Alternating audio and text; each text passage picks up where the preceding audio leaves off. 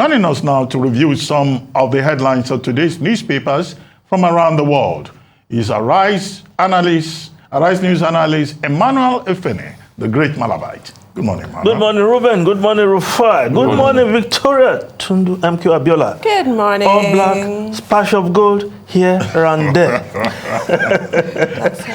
Yes. Now, why are you amused? No, I'm surprised that Efene is also a poet. I'm his muse. Didn't you know? Let's start the review with this day, Nigeria's newspaper of record. The lead story, yes, winners and losers. How they shaped Osun governorship poll. Yes, a number of names here. Of course, President Buhari, yesterday I said, yes, he can bask in this victory also because he signed the Electoral Act. And that has changed the way INEC do things and giving legitimacy and legality to the existence of what do you call it now? The server, yes. The server, yeah. Because at the time there was server, but there was no server. Yes, sir. Yes, because you can't have data without server. Yes. But officially there was no server. He signed the law, and of course now we know there is server. Where the results go and can be pulled out in case there are discrepancies in what people are talking about. So President Buhari will take credit there. Of course, Atiku Abubakar, yes, of course, the winner, of course, is the owner of the victory, if you say that. But Atiku Abubakar, sometimes it's good you talk well when you go on the podium. He went to Osun in that grand rally, and he said, the PDP, starting with Osun, is here to push out the APC. And he can thump his chest today. But the other man said, laborers will labor till they die. How do you say that to people when you are campaigning? And, of course, which brings us to the losers. Asiwaju Bola Ahmed Tinubu Oyetola Olule. That famous phrase aptly captured the situation, because for Tinubu, we have expected that the Southwest is locked down for him. But I think what just happened in Osun will keep him thinking how far he can go in the presidential race. But, of course, you say it's early in the day, but this, as they say in local parlance, the morning tells you how the evening will look like if you are losing Osun to the rival party. Then, of course, you have to explain what happened, what transpired. Now, in Nyesom Wike, the governor of Rivers State, I wasn't expecting to see him in that train because he's here to be placated. The process of healing is still in progress. And I hope before long he will join the train, because where will he go? APC, stay at home, do sit down, look, as they say. But again, we expect that before long he will join the fray. Now, Seyi Makinde, who is the leader of the PDP in the Southwest, I remember his famous battle with Fayose, who is the leader of the PDP in the Southwest. And of course, as a sitting governor, you expect that is a no-brainer. But Fayose himself wanted to remain the leader. But at one point, Seyi Makinde did the needful without making too much noise. He took control. But to see that he was absent at a mega rally of the PDP in Osun, he needs to do some explanation, really. It's not enough to just cling to the victory. Of course, when you win, there are many fathers. Success has many fathers, brothers, cousins. It shouldn't be seen in that light. But again, the takeaways from the election, INEC on the upswing, and we don't expect to see anything less as we go forward. This is the last of the off-season elections. INEC must have learned a lot of lessons, and we hope to see this kind of performance at the general election. Well, we talk about security, whether you can have the same kind of security. Of course, why not? Why not? The security agencies should be able to provide the security for election across the country. Because there are concentric circles of security on election day. The soldiers manning the roadblocks to ensure people don't move from place to place, and the other agencies, the police, the lead agency when it comes to election day security, must also wake up, sit up, and ensure that we have free, fair, credible election come 2023, as we're all looking forward to. Now, other newspapers still on the Osun New Telegraph, Osun 2022, how Buhari aided my victory. Adeleke says president's congratulating message shows democracy at play, reconciliation key to Adeleke's success. Says Jagede Obi, U.S. mission. Others congratulate governor-elect. UK decries vote trading, wants corporates punished. Of course, part of the takeaway is that many are asking, where is Labour Party?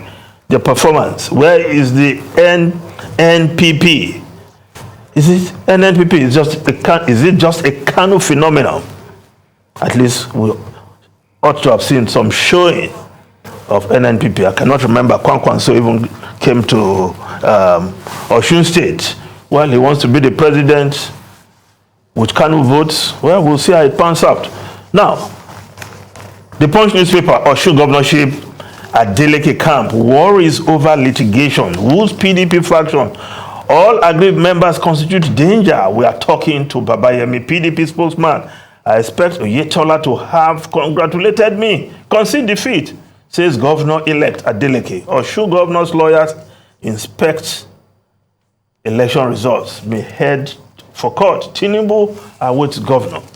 Now, the Daily Sun newspaper 2023 can direct Christians on candidates to reject. Says every Nigerian has rights to individual religion. Now, below the photograph, NMPC increases petrol pump price to 179 per liter. Yes, I bought 170 yesterday at the petrol station nearby. But I'm sure elsewhere it may just be different. Is this the beginning of the deregulation? 10 naira on top today. Maybe in another couple of months, you create chaos and you add another 10 naira. Maybe that's what we'll be seeing as we get along. But the Guardian newspaper, stakeholders express cautious optimism as NMPC transits, explain how to tame $26.4 billion oil theft. OPEC report says Nigeria lost 703 billion naira worth of crude oil in quarter 2 of 2022. Crude stolen by vandals, more than 65% of 2022 budget. Experts insist federal government on serious over ending oil theft. I will agree with those experts that Nigeria in one quarter can lose as much as 703 billion naira worth of crude oil, and we have a government, we have security agencies, nobody has been fired, nobody has been sanctioned. Man, that's the highest level of unseriousness for a country. The main source of our foreign exchange, main source of revenue to all tiers of government in the country, and we're losing so much, and we're all moving around as if nothing is happening. These are not jobs of petty thieves or vandals, as they call them. To move this kind of quantity of oil out of the country, it means there's collusion at very high level. And the president is not doing anything about it. We have not heard of marching order, even in that regard. Then there is a problem in the country. Now, let's look at the foreign newspapers quickly.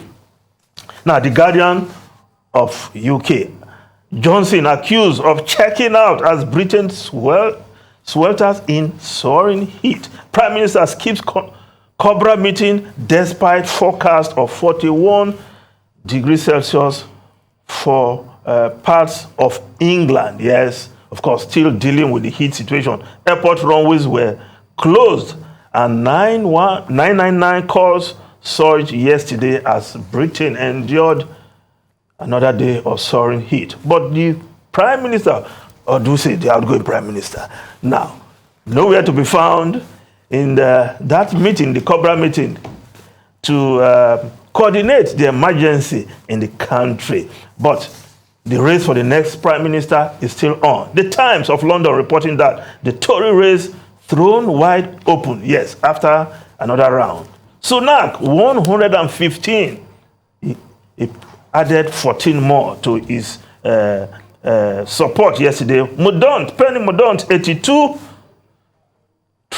Liz Truss, 71. And of course, our own Kemi Badenoch is still very much in the race. But today, or in the next couple of days, the person who will square it up with Rishi Sunak will emerge.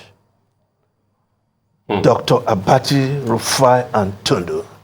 Rishi keeps increasing, 115 now in the tally. He's the man to beat. He's the man to beat. Mordaunt, I think Kemi should be out of the race before the end of the week.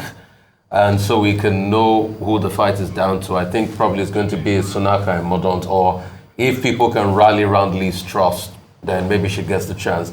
But I think there's a story that's very painful for me particularly. The story, the fact that aero contractors are going to go bust because of the economic circumstances we're facing. It is quite very painful that we begin to have casualties in the aviation sector. Aero contractors is one of the oldest. Good old aero contractor. Yeah, if not the oldest airline in this country.